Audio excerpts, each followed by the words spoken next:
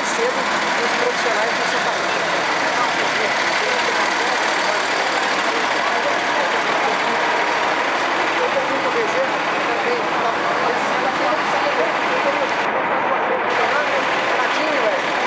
O Leandro tá bem. Renatinho e o Hélio vai fazer uma avaliaçãozinha agora. Tá certo. Então eu tô falando que a avaliação, né? Eu tenho um ano que vai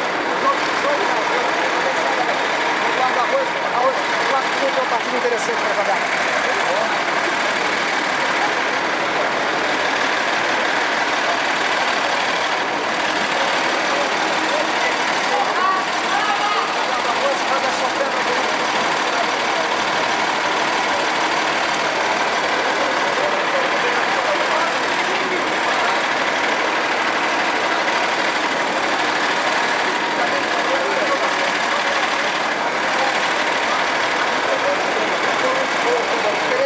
Hoje a gente possa ter uma melhor sorte, jogar melhor e tentar sair com a vitória. Boa sorte.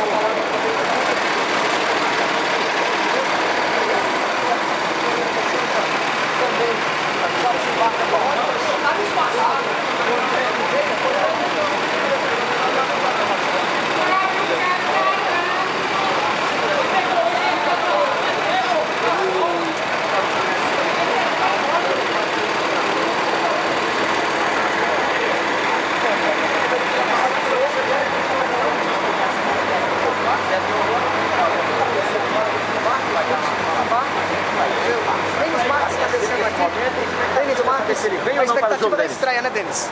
Espero estrear bem com a vitória. Aí a bola... Primeiro clássico de Pernambuco, né? Tá aí o Denis Marques, atacante, que pode fazer sua estreia.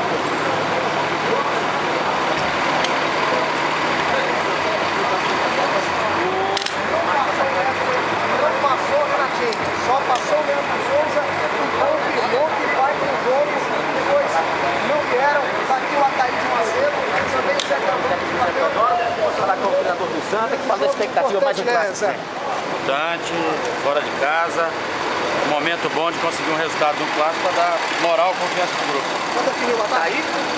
Daqui a pouco tá. Tá certo, vamos agora falando rapidinho, fazer um pouquinho.